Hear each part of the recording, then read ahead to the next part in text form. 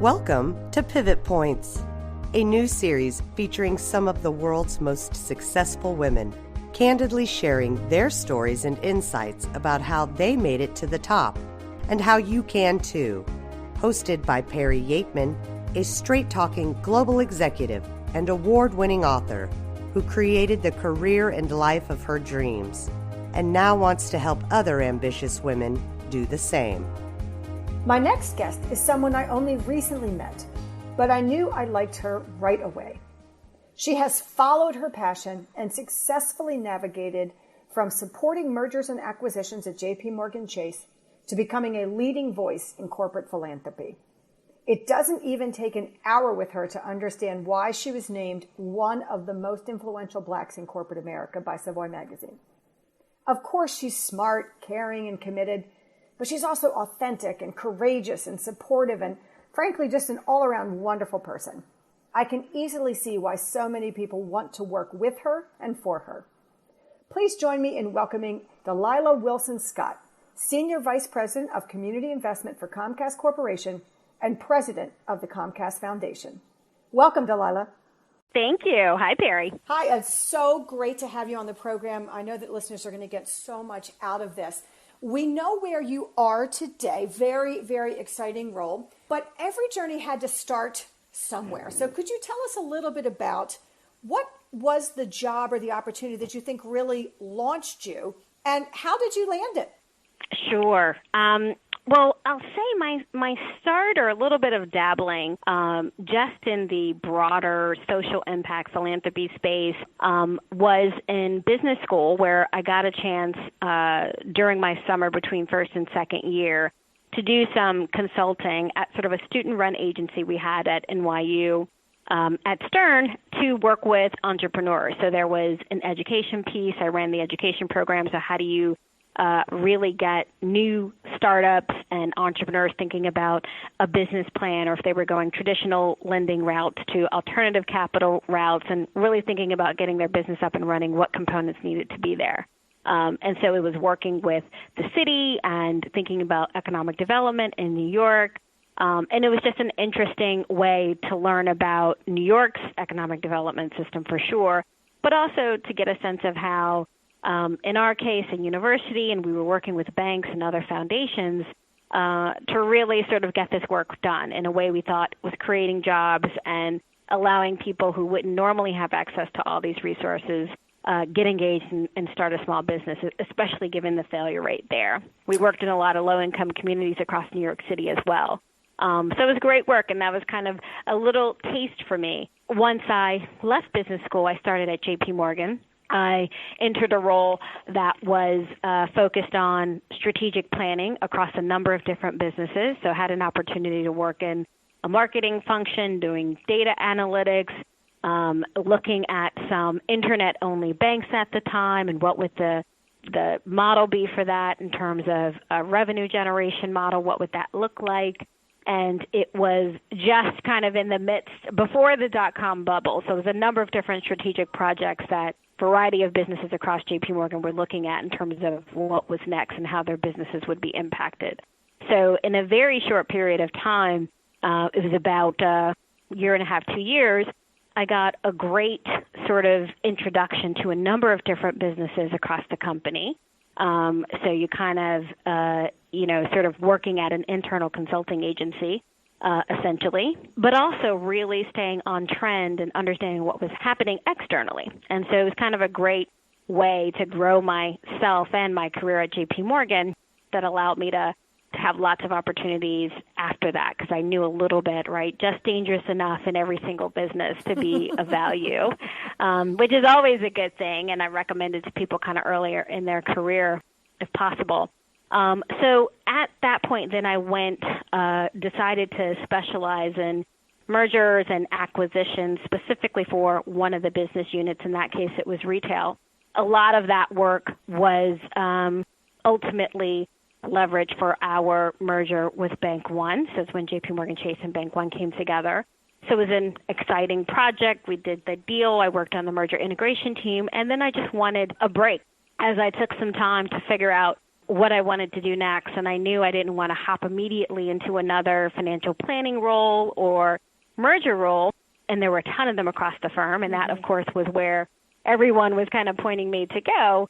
A role opened up because they were merging the various foundations, right, that existed at the time. And at that point, there were three. There was J.P. Morgan had its own foundation, Chase had a foundation, and Bank One had a foundation, all very different in staffing, operations, and, of course, three separate legal entities. And the immediate task was to merge them, right, legally, financial operations, and of course, the big one strategically. And at that point, our CEO had decided, he wanted this to be a strategic engine for the company, not just some do-good function off to the side.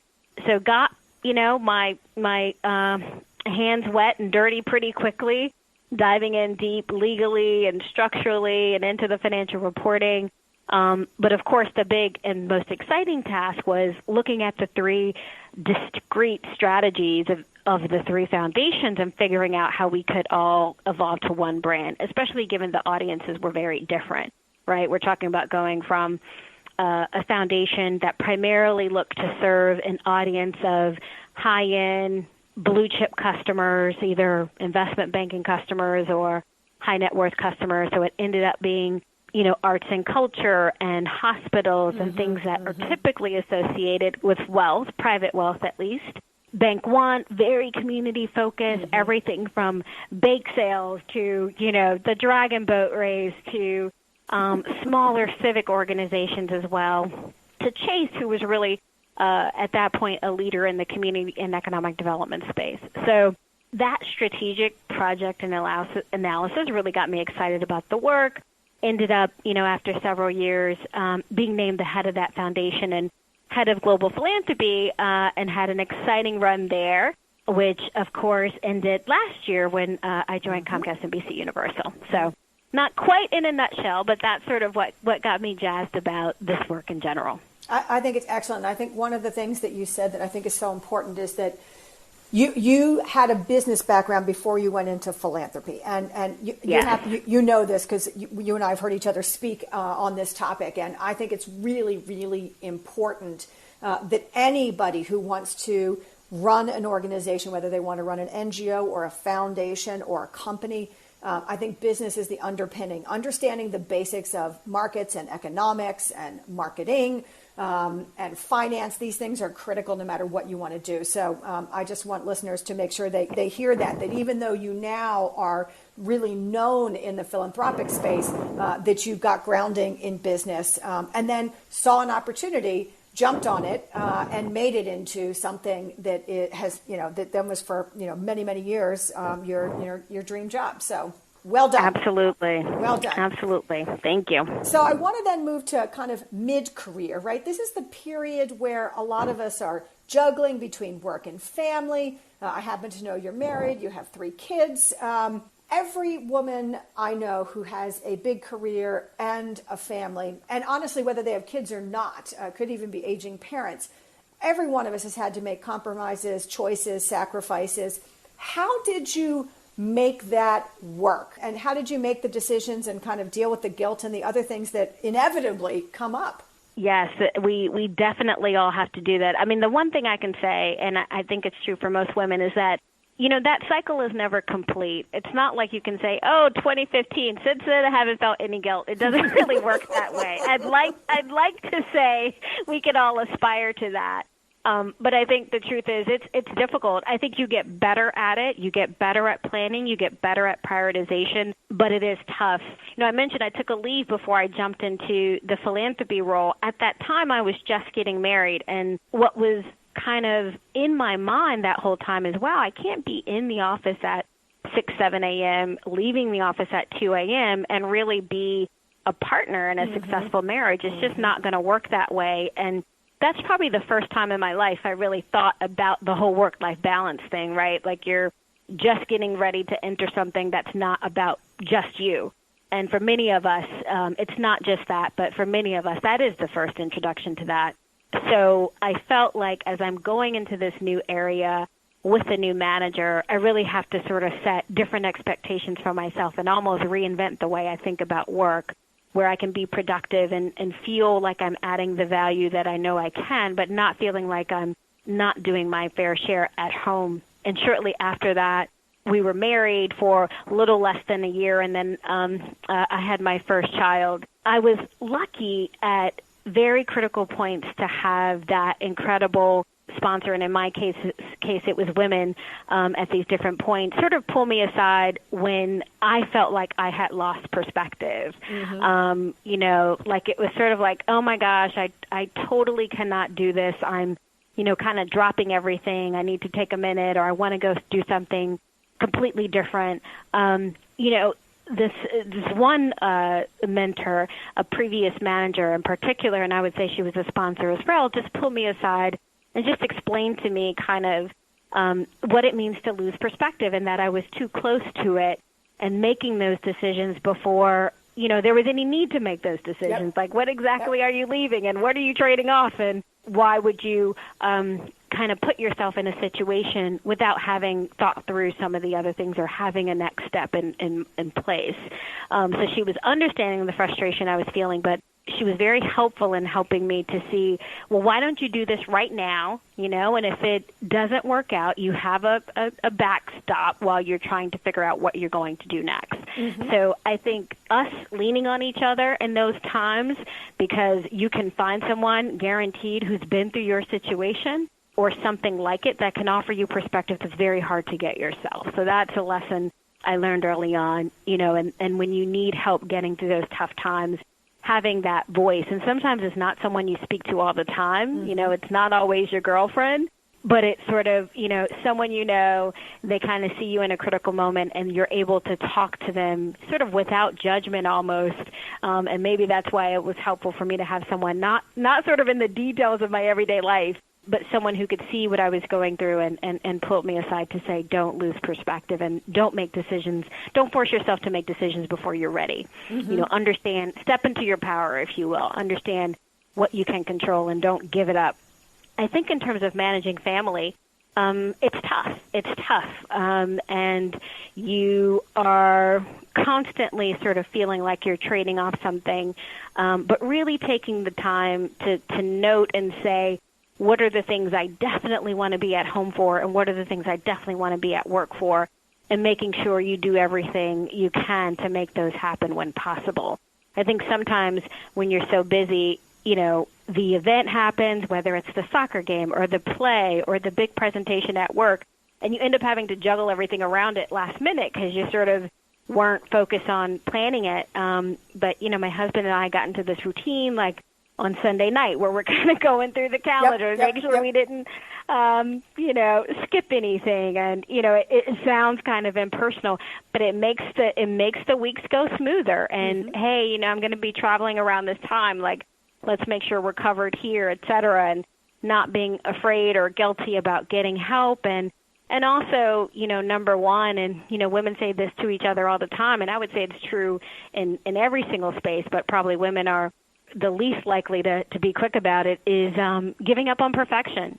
Everything doesn't have to be perfect. Truly owning that, right, embracing that, and I think that's helpful. So that network of that support network is what really helped me and continues to help me today. And that's important. Even moving here to take this role, I was moving my family, and that was probably one of the tougher things to do. That I definitely New York to Philadelphia? Yes, New York to Philadelphia. Yep, I've lived in both. I grew up outside of Philly, yep. Okay. So, the whole family, and New York is a very different place from anywhere, let alone Philadelphia. And while it's only, a couple hours away, I was moving my family, so switching schools and my husband switching offices. And luckily he was able to stay with the same company. But, I felt like I had this great opportunity, but I definitely had to convince myself it was the right thing. And you sort of, you always have to live with that. But it was definitely a tough decision. Yep, absolutely it is. And one of the other things that a lot of women I've interviewed have said is that, the single most important decision you'll ever make in your career is actually who you partner with. And so the fact that your husband was even willing to figure out how to make it work for you instead of kind of saying, no, honey, that's off the table, it's very important. It's very, very important. So Definitely. Here's another thing that I wanted to just touch on. So fair or not, women are often much more harshly scrutinized than their male peers, and not just on performance, but on anything from looks to parenting to whatever. Particularly as a woman of color, have you felt more scrutinized? And if you have, how did you handle it? Yes, I definitely have felt more scrutinized at times. You know, sometimes it's interesting. It's kind of hard to see sometimes when you're more scrutinized because you aren't fully aware of what everybody else is going through, right? I think there's a notion of being more criticized in public than private, but maybe equally criticized across, and you never really know that. But I will tell you this, as a woman of color, it's always kind of been ingrained in me that, you know, I'm going to have to be 10 times better just to stay on par. You know, regardless of what anyone was treating me like, I think you always feel like there's so many rooms that I enter, still today, unfortunately, or conversations that I'm in, or forums I get invited to, where I'm one of the few, if not the only women of color. And I feel like my entire experience and what I contribute on that day at that time is a sentence, sometimes it feels like that, for every woman of color following me. So I feel like there's such a commitment to, I have to do this as best as humanly possible, whatever it takes, because I want to make sure there's a path set for the women of color behind me. And so, you know, I think that's always sort of in my focus. I think in terms of watching other women of color and you know, trying to figure out, was that person unfairly treated in this scenario versus that, I think I have definitely seen cases where that seems to be the case. Again, it's so hard to know for sure. You know, so how have I dealt with that? One is, like I said, always having the view that, one, you just have to rise above some of the drama. You won't always win with the best performance. You know, that I know for sure. There's been times in my career where I've been heads down, and I would say I've delivered some of my best work, but I was not engaging the people that I needed to. I was not being an effective team player in that way because it was all about individual contribution. Well, that doesn't win at the end of the day, like it or not. And so, you know, picking my head up to figure out what that looks like and bringing people along as I'm trying to succeed so that we succeed together, I feel like that's always a good strategy for making sure that you can combat some of that noise and some of that discrimination, if you will. Because then it's not just you, right, on the pedestal. You've got a whole team of supporters in that room before you. I think it's always, you know, a good thing to, when you recognize behavior like that, figuring out the best way to call it out. Whether in every culture it's going to have to be treated differently. I found in several places it's been easy for me, not right there in the room, but I would say easiest for me to pull that person aside after the session. And you know, I don't always do this for myself, although I have, but definitely have done it when I've seen it done to other women, especially women of color, is saying, okay, this is how that, you know, this is how that looked in that room. When you said this to that person, when you interrupted her, when you took credit for her idea, when you didn't let her finish, you know, her statement, or it was like she didn't even say anything when you repeated the exact same thing, because oftentimes, believe it or not, most of the offenders are completely unaware. Agreed. Which is, you know, so you can't always assume someone's on, you know, intentionally on the wrong side. And I think they're just as grateful when you point it out. You know, in very few instances can I say the person was like, oh, yeah, that was my total intent. It was almost like, you know, they never even noticed it because that's how they have always acted and how the people around them have always acted. So pointing it out, raising that self-awareness always changes the game a little bit. And, you know, you will see a difference for sure. It's not in every meeting following that, certainly when you're in the room because they know you're watching, which I think is always, you know, kind of half the battle. Just someone raising their voice to say, yeah, I see you. I saw that. And it's not appropriate. Cut it out. So I think that's one way. I think in some cases it requires a conversation with HR and some more formal tactics.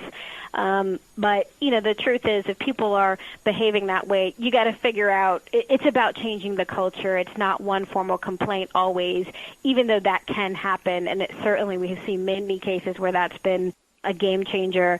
You got to do more to change the culture from within. And also making sure that you're not just complaining and talking about the issue amongst women. You have to talk about the issue with men. So people are clear on what exactly is happening and how best to correct it. I think often we make the mistake of preaching to the choir, kind of seeking out comfort. And unfortunately, it means that we don't progress as opposed to getting in the room with the offenders, or at least folks that might seem agnostic to the issue, and saying, okay, we got to address this. Mm-hmm. But I would say every situation sometimes calls for a different solution. It depends on the players. It depends on who's in the room. But finding a way to make people self-aware, I think, is and defending other women when you have the voice to do that and platform to do that, which may not be about how senior you are, then I think we absolutely all have to take that opportunity. Mm-hmm. Yeah.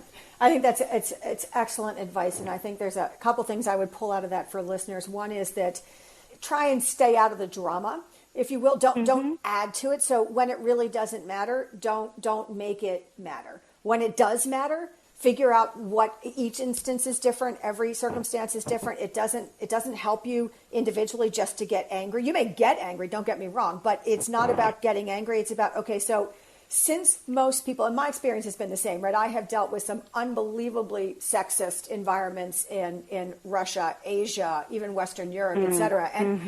And what killed me was they really had no idea. It's what you said. Yeah. These are not evil people. By and large, we are not talking about evil people that are running companies, and out to get women or women of color or any of us, right? It's just that they don't even recognize the ways in which they demoralize or otherwise make us feel belittled or insignificant or not welcome. And so I think that I think the way you're talking about it is exactly right. I think you have to assess each instance. You have to figure out who can make a difference. If you see it happening to somebody else and they're not able to make a difference for themselves, then help them out. And so I agree. I completely agree with you. I think that I'm 30 years into my career, and I have to say, while I think it's better, it is in no way, shape, or form gone by any stretch. And so I think we just need to not kid ourselves, and we need to continue to be who we are and do our jobs and fight for our rights and the rights of everybody else. So, yep, I agree. Definitely. So let's talk a little bit about transitions, and we can, pick whatever transition you want that comes to mind. Obviously, you just made a big one. But what I want to ask you about transitions is even really confident, capable women can feel nervous or unsettled when they make a big transition. And absolutely. The question is, do you have like a playbook? Do you have any advice for women who may be about to make a major career transition or creating a second act? Anything you would tell them in terms of how to approach it to help be more successful and less nervous? Wow, it's a great question. What would I say? So, the number one thing I think to remember, and I felt this way about my transition coming here. I felt this way when I first stepped into the role of heading global philanthropy at JP Morgan, and that was no matter where you think you're deficient or where you think you wish you had more experience in this or what have you, you are always thinking worse about yourself than everybody else. It's sort of like, you've got more voices in your head than there are people worried about how deficient you are. It's like, trust me. But it is something we do to ourselves all the time, and that really can rattle you, right? So you got to find a way to do that inner pep talk or call those folks to kind of give you some of that pep talk too. And while it's always important to focus on, critiques you have of yourself and places where you want to have a very targeted development plan, know that no one's inside your head like that. So, think about the confident aspects you're bringing to the role. One, I think, what's really exciting, and I think that's transformed in the whole space of leadership, is just the notion and celebration of authenticity. And while there are pros and cons to that, I think it really does benefit women in a way that didn't really exist before, when leadership was about being scripted, was about everything being perfect, and you're having to be someone you want, in some cases, to be viewed as the right person for that role. I think there is a value to vulnerability, accessibility, that people look for in leadership these days that didn't necessarily exist 10, 20 years ago, which means there's much more room for women to be successful in that type of plan, right? Because it's not about the mold anymore. Everybody's bringing something of their personal self to the table. And so I think in knowing that, it's just allowed me to get more comfortable in every sort of potentially awkward situation I've thrown myself into, where I feel like I don't have enough of this or whatever the case may be. Like, own that transition, talk about it. Yeah, this is a big move for me. I'm learning a completely different industry, an entirely different philanthropic portfolio, and even view of philanthropy. But I'm going to own it, and I'm going to figure out how we power through it. I'm learning from my team. I'm learning from others. Like, be open and honest about that. And there's a way to do that respectfully, where you can still sound confident, but be clear about what your gaps may be, or what you may perceive your gaps to be. So I'm excited that, again, sort of corporate America has evolved from that view. And I'm not saying every company embodies that culture, embraces that culture, but much more when you're looking at how people talk about leadership. It's a plus. Even the advent of social media has helped with that.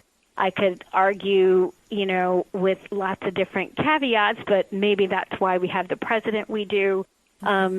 People definitely. I'm so not going to go there. Okay, move it. Yep, I know, going. not the example that maybe I would offer up, but people just appreciate it in a way that was not it would have caused everybody to gulp, sort of 20 years ago.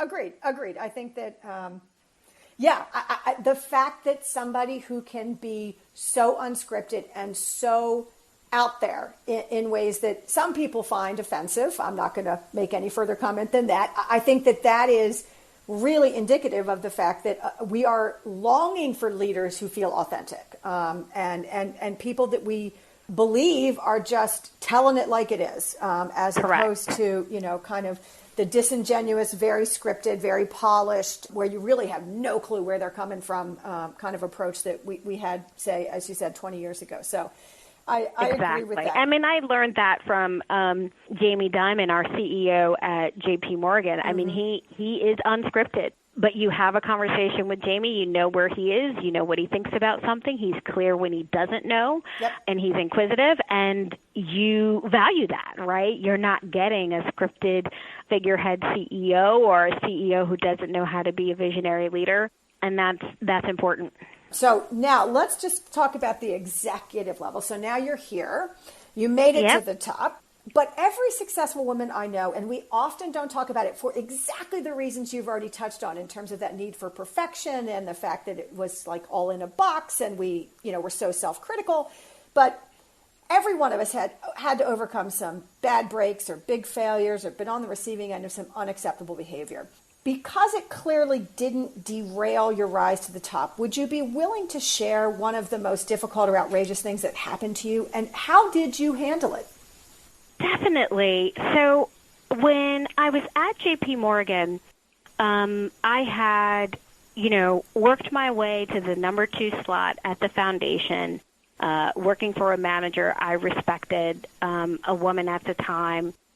She left. There were lots of differences between where she wanted to go, where the company wanted to go. And it was, so there was just a separation there. And I was, again, sort of a COO, a CFO, working through, the strategic plan as well. I knew the staff, had done pretty much every single role there. At the time when she left, I wasn't sure what I wanted to do, and I think truthfully no one at the company knew what I wanted to do. They were trying to negotiate, as I was myself, there was loyalty to the company, loyalty to my former boss, and sort of not wanting me to go because clearly they needed a bridge. But then also I knew that before even anyone had asked me, I knew I wouldn't be a natural fit for the president's role at that time. Part of it was self-doubt, but part of it was just in the way my role was structured, in the way that I did it. It was always about standing up, right, our number one, and then making sure everything else worked perfectly around it. So I didn't have as many sort of externally facing opportunities in my role. So I felt like, okay, how it's back to sort of how do people perceive me? A little bit different than what I'm capable of, but I knew there was a gap there. So after a couple months, sort of the new head decided we're sort of pointing into a new leader, I would be acting head, and they would continue with the search. So they're very open about, but I would be the acting head. So I said, okay, that's fair. And the way I had done the internal calculus, I did think that was probably the best position I could strive for. But once that was done, I immediately decided, okay, I need to fill that gap. I need to change that perception. So I immediately took on a ton of external speaking opportunities, made sure I did a ton of internal communications, working with clients directly. And I could tell it was making an immediate difference in how senior executives thought about me. Like, wow, I never thought she was, gunning for that number one position, but now clearly she's going after it. So I was excited about the opportunity there. I was kind of working through, I built an entirely new team, developed a whole new strategy, so completely did away with our strategy in place before, put a strategy in place with the business leaders, presented that to the board, worked with Jamie on that, had a whole different level of exposure. So it was about 10 months of, again, getting in the office at 7 a.m., working late, traveling as much as possible, because there was also that thought in the back of my mind that I don't think was just in my imagination about people saying, well, she's got 3 kids. Is she going to travel for this job? Is she going to do the client work that we need her to do? Nobody was saying I couldn't do it, but, I knew it was there. I knew it was a question. I was only formally asked the question once. And my response was, if I were a man, that wouldn't be on the table. So I'm expecting this is, it's not going to be the case here. Then it just never came up again. Amazingly enough, never came up again. But I knew it was there, and it was all those things kind of, circling in my mind. So I was, operating on adrenaline, excitement, was excited about the new team I was coming in. So about 10 months of that, or I had been acting for about 10, 12 months, my manager comes to me and he says, okay, we're bringing in a new head of the foundation, a new head of the business. We're going to make you the president of the foundation. This person will be the head of global philanthropy. You will report to him. He was external. You will kind of maintain, I think I had basically everything domestic, and I lost international at that point. But we'll make you president. That was my, I would say my consolation prize at the time. People felt like you had done well, but we've been doing the search. We think blah, blah, blah, blah, blah. You kind of stop listening at some point. So, I was gracious. I said, hey, I thought I was doing a great job. I'm sorry that you didn't think I was qualified enough to take the seat, but I said I've always been a team player. I'm committed to the work we're doing. And so one of the first questions I asked in that same conversation is, are we saying there's a need for there to be a shift in the strategic direction I've set? Is anything happening to the staff I brought on? Like, I worked really hard to bring in a top quality team here, the best team we have ever seen at JP Morgan's Global Philanthropy, and the best strategy I would say we have a chance of actually having big success. Is anything happening there, right? Of externally launch these things. And they said, no, strategy is staying put. So I was like, okay. So I was not obviously thrilled about that decision. I was excited that the strategy was moving forward. I mean, the first thing that kind of crossed my mind was, like, who would come in here without the ability to work on the strategy? Or, like, you got to take the team and the strategy as is. Like, it seems like a weird situation. But in any event, I sort of took a deep breath, and I was like, all right, well, I have the president's title. I can hold that. So moving from my acting title, I could at least hold that, figure out, stay in this position for a year, and then I got to be looking for something else, right? I've proven I can run this organization. I'm not going to sit here forever, another 5 years for the number 2 spot. Worked with the lead, worked with my team, continued to get the new strategy kind of deeply ingrained with our organization, comms plan, et cetera.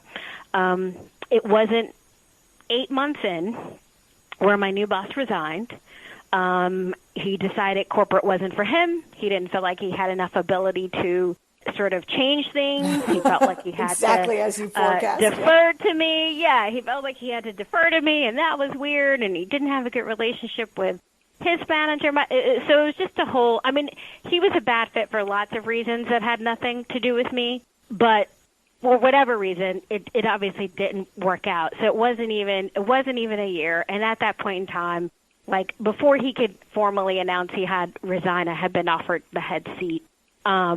And so it was crazy, the notes I had received from senior executives, particularly women, who were like, and why did that take 8 months?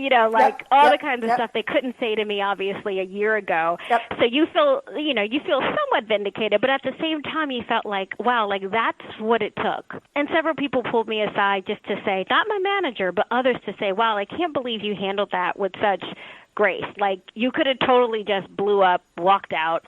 You could have easily been picked up, by another shop, had a great big job, but you hung in there. And, no one was the wiser that this was, not sort of clearly knowing that that's not where you wanted to land, but not, knowing how maybe unthrilled you were with the decision. Mm-hmm. And I was like, at the end of the day, my goal was optimize the hell out of the opportunity I do have. But I had already decided I was leaving. Right. So that made it a whole lot easier, right? So I told myself, all right, I need to hold this title down for 1 year, get out there, continue to leverage this incredible external platform, network like crazy so I can get my next opportunity. And, continuing that just helped it be, there was no question. There wasn't even a pause when he left to say, like, well, of course it has to go to Dalila. And I just appreciated getting to that point. But it was once I got through the first month, it was much easier to be focused and just get the work done. Mm-hmm. That first month, I was definitely bitter, right? So totally. I was partnering with him, but rolling my eyes inside,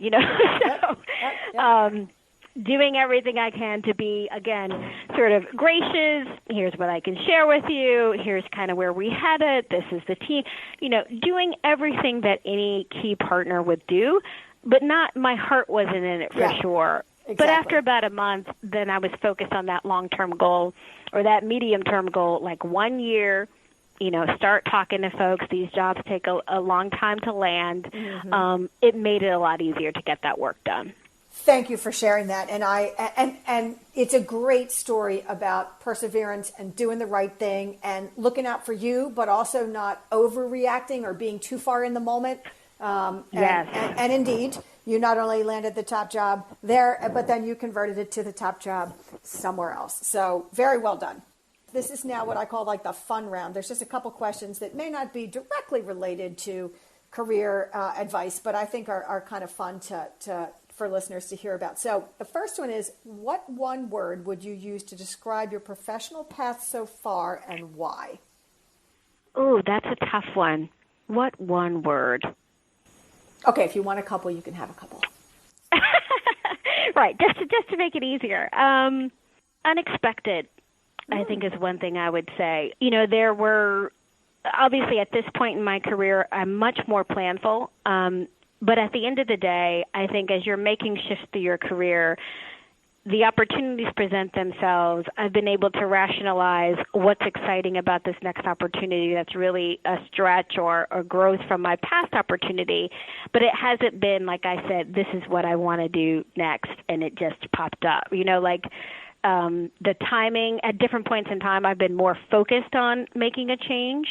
Mm-hmm. But I've never sort of mapped out, okay, I want to be the foundation president. Like I said, it wasn't even really at the top of my mind before my manager left in this strange way, even though I was always there. And what was really important to me is I want to make sure my next opportunity offers me growth, expanded scope of responsibilities, right?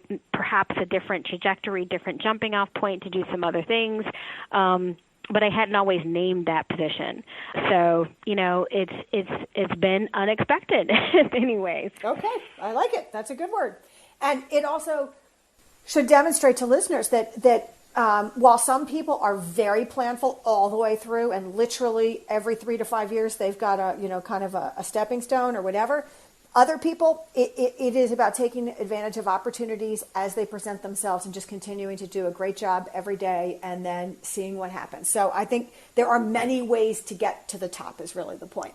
Alrighty, we are down to the last question, and you have one of two choices. So you can either talk about, if you could do it all again, what advice would you give your younger self? Or what is the best piece of career advice you ever received? Let's see. Advice to my younger self. It's always interesting when I get that question because I'm not sure I say the same thing every single time. That's okay. You're growing. You're changing. Exactly, right? Like, oh no, that was the wrong North Star to focus on. Number one, I think, trust your gut. Don't be afraid to speak up. I think that's, I learned that not at the very beginning of my career, and I just love it when I have young women, whether they're on my team or we're in different meetings, and regardless of what level they are, they'll come in, put their viewpoint on the table respectfully, and, I didn't have that coming right out of school. And you learn that over time, you get more confident, you do what you need to do to prepare for those situations. I don't even think about it now, but I'm always thinking, wow, like what if I was that bold sort of 5 years earlier? Mm-hmm. Would I be in a different place, or would some of those earlier conversations have gone in a different direction? So I do think, trusting your gut and using your voice, just don't forget, those are two things that you own, right? No one can take those from you. Awesome. That is great advice. I was just writing it down, and a wonderful place to land.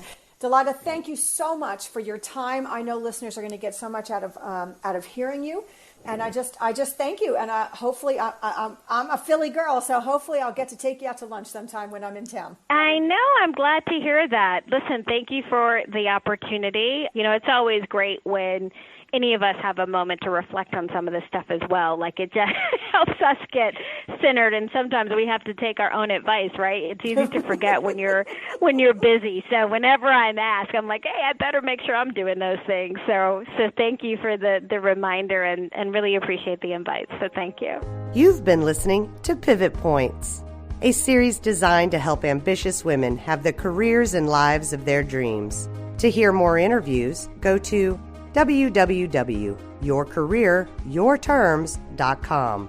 And be sure to tell us what you think. If there are topics you'd like